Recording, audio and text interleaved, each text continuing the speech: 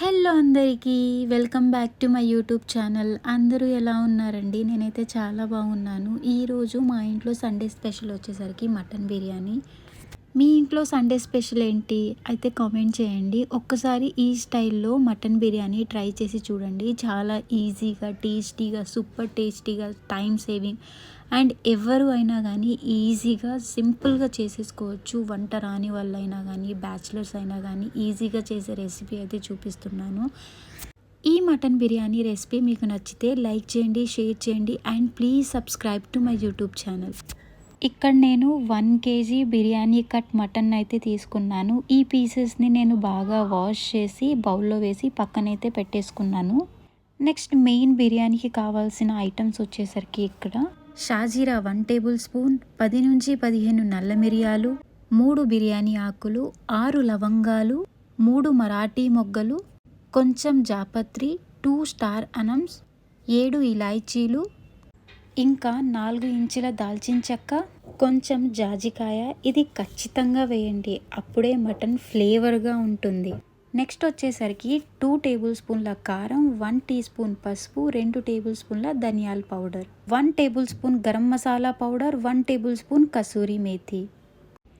ఇప్పుడు ఈ మటన్ ఎక్నీ బిర్యానీ కోసం ముందుగా మటన్ వాష్ చేసి పెట్టుకున్నాం కదా, అందులో కొంచెం సాల్ట్ అండ్ పసుపు వేసి 3 విజిల్స్ వచ్చేంత వరకు ఈ మటన్ అయితే బాగా కుక్ చేసి పక్కనైతే పెట్టేసుకుంటున్నాను. ఇక్కడ నేను బిర్యానీ మసాలా కోసం ఇక్కడ నేను ఒక మిక్సీ బౌల్ తీసుకొని ముందుగా చూపించుకున్నటువంటి బిర్యానీ స్పైసెస్ని వేస్తున్నాను. మరాఠీ మొగ్గ, జాజికాయ, జాపత్రి, లవంగాలు, చెక్క అన్నీ వేసి ఇక్కడ నేను లవంగాలు, యాలకులు వేసి ఇక్కడ నేనైతే ఈ బిర్యానీ ఐటమ్స్ అన్నిటిని నేను ఇక్కడ మిక్సీ పట్టేసుకుంటున్నాను వీడియోలో చూపించినట్టుగా. ఈ ఐటమ్స్ అన్నీ మిక్సీ పట్టేసిన తర్వాత ఇందులోనే నేను ఇక్కడ వచ్చేసరికి 3 పచ్చిమిర్చి వరకు, 3 పచ్చిమిర్చి వరకు ఇక్కడ నేను యాడ్ చేస్తున్నాను. దీన్ని కూడా ఒకసారి మిక్సీ పట్టేసుకుందాం. ఒక చిన్న టిప్, ఎప్పుడైనా మీరు బిర్యానీ వండేటప్పుడు ఇలా గిన్నె అనేది వెడల్పుగా ఉండాలి. అప్పుడే మీకు రైస్ అనేది పొడి పొడిగా పువ్వులాగా విచ్చుకుంటుంది. నెక్స్ట్ స్టవ్ ఆన్ చేసి బిర్యానీ గిన్నె పెట్టి ఇందులో 3/4 కప్పు వరకు నూనెనైతే యాడ్ చేస్తున్నాను.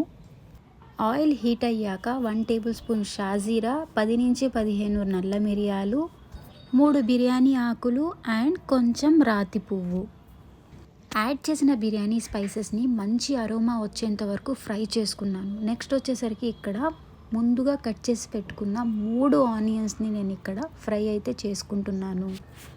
ఇవి ఫ్రై అయ్యేంత వరకు రైస్ని అయితే బాయిల్ అయితే చేసుకుందాం.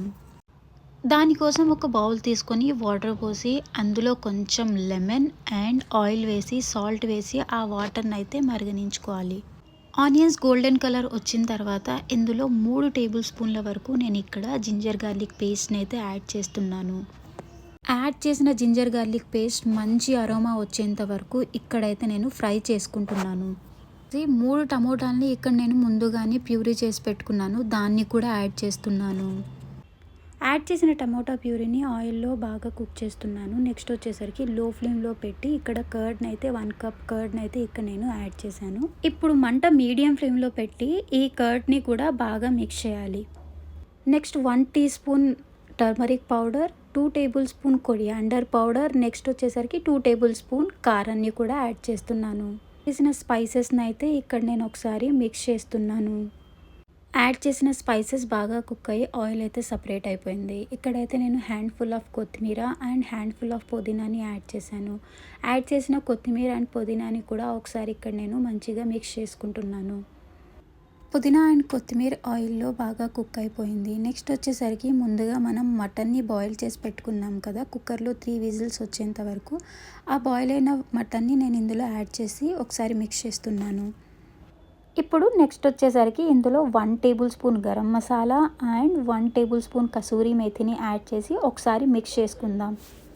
బాగా మిక్స్ చేసుకున్న తర్వాత నెక్స్ట్ ఐటమ్ వచ్చేసరికి ఇక్కడ నేను బిర్యానీ మెహరం మసాలాని అయితే యాడ్ చేస్తున్నాను. మసాలా యాడ్ చేసిన తర్వాత ఇక్కడ నేను ముందుగా మనం బాయిల్ చేసి పెట్టుకున్న మటన్ వాటర్ ఏదైతే ఉన్నాయో ఆ వాటర్ నేను ఇక్కడ యాడ్ చేస్తాను. ఆ వాటర్ అండ్ ఇంకొంచెం వాటర్ని యాడ్ చేశాను ఇక్కడ.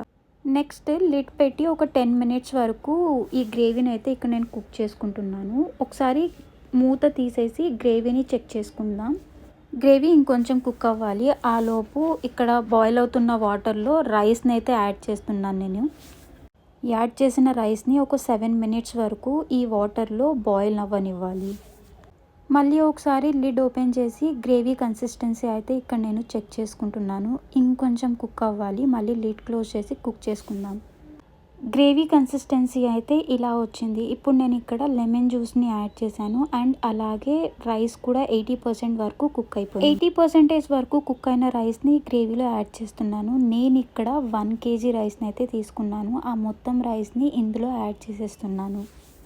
మొత్తం రైస్ బౌల్లోకి యాడ్ చేసిన తర్వాత దీని మీద నుంచి కొంచెం పుదీనా అండ్ కొత్తిమీరని యాడ్ చేశాను. అలాగే ఇక్కడ నేను ఘీని కూడా యాడ్ చేస్తున్నాను.